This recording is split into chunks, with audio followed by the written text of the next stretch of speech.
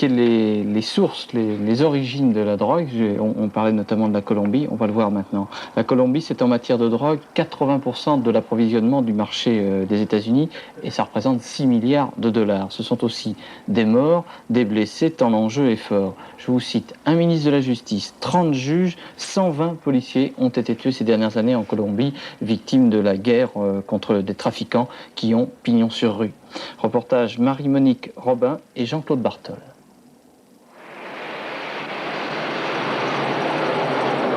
Medellín, la deuxième ville colombienne, capitale de la cocaïne.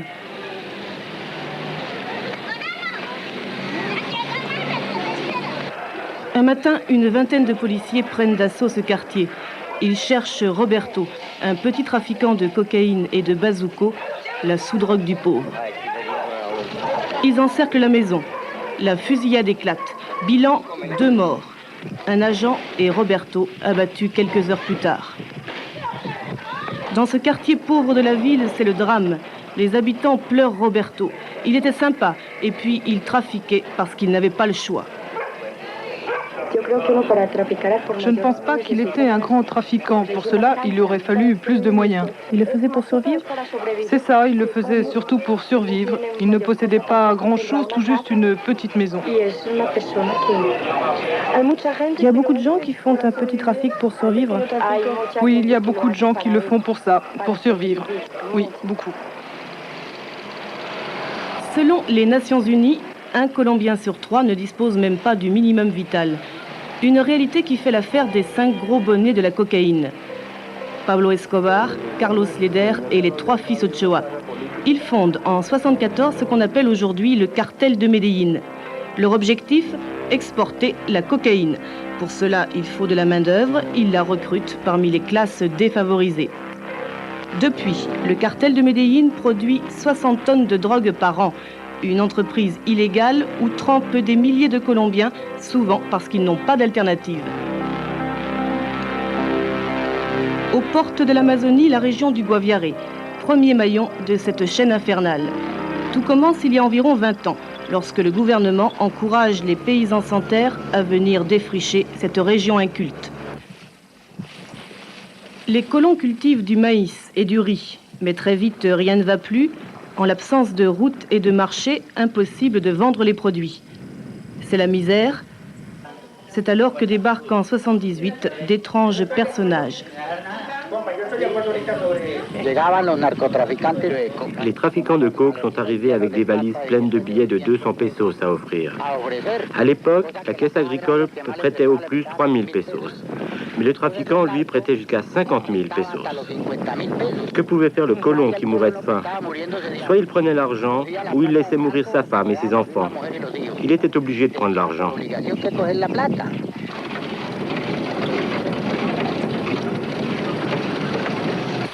C'est ainsi que naissent dans tout le Guaviare les changras, les champs de coca. Ces changras couvrent aujourd'hui 25 000 hectares du territoire colombien. Pour ce paysan, la coca est vraiment providentielle. Ici, elle s'adapte très bien. Combien de récoltes peut-on faire à l'année? 5 récoltes. C'est beaucoup si on compare au manioc. Oui, c'est beaucoup, vous vous rendez compte? 5 récoltes? Et vous vendez tout ça aux trafiquants? Oui, il y a des acheteurs qui viennent sur place ou on livre à San José. Et ils payent comptant? Oui, ils payent cash. Au début, seules les feuilles de coca étaient vendues aux trafiquants. Puis un jour, les paysans découvrent la formule de la première transformation, celle de la pâte base. S'ensuit alors une véritable alchimie. Dans chaque cuisine se fabrique cette pâte de cocaïne, vendue 1 million de pesos le kilo, 70 fois le SMIC colombien. Pour tous, c'est la fortune, l'époque de la prospérité, appelée la bonanza. Une véritable fièvre blanche, la ville de San José, capitale du Guaviare, passe de 700 habitants à 25 000. À l'époque de la bonanza, 300 à 400 avions décollaient chaque jour de l'aéroport de San José. C'est incroyable. À partir de 84, finit la bonanza. Crise de surproduction, mais aussi campagne anti-stup du gouvernement Bettencourt. Désormais, les trafiquants doivent jouer plus serré car la répression se fait partout.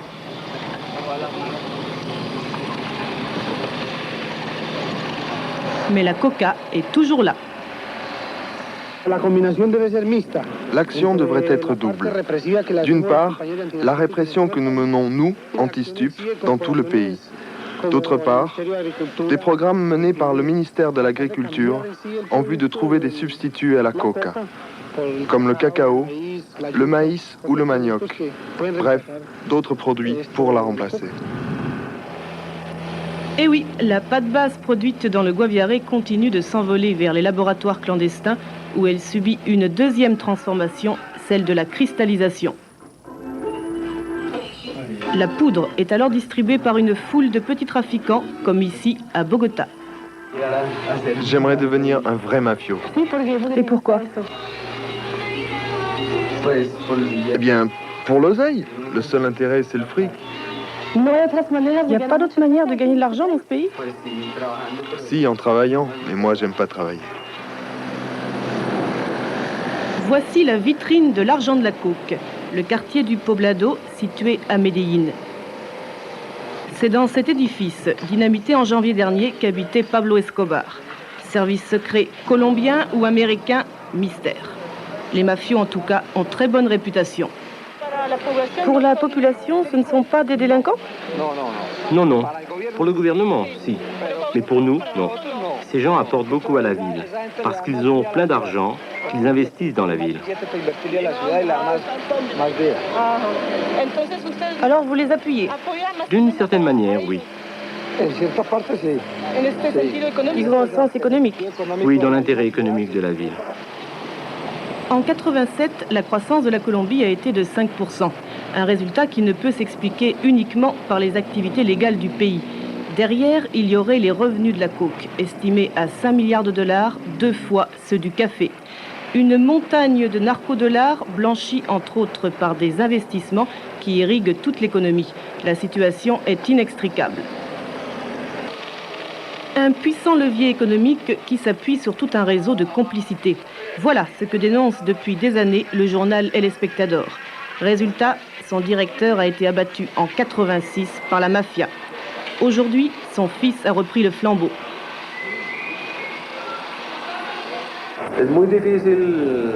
C'est difficile d'affirmer avec certitude que tout le monde est corrompu. Mais en tout cas, on peut dire qu'il y a de la corruption à tous les niveaux. Fernando Cano est en danger de mort. 4 gardes du corps l'accompagnent en permanence car le cartel de Medellín veut sa peau. En 10 ans, 30 magistrats ont été tués, mais aussi un ministre de la Justice. Dernière victime en date, Carlos Hoyos, le procureur général de la nation. L'enjeu de cette guerre, le traité d'extradition qui liait la Colombie aux États-Unis, qui avait permis de remettre l'un des mafios à la justice américaine. Déclaré anticonstitutionnel, un nouveau texte serait à l'étude. En attendant, côté gouvernement, c'est l'embarras.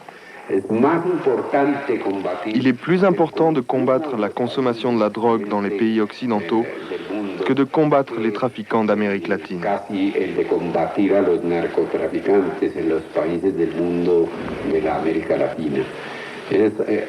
Ce qui me rappelle cette phrase de sœur Juana Inés de la Cruz. Quel est le plus grand pêcheur? Celui qui pêche pour l'argent ou celui qui paye pour le péché?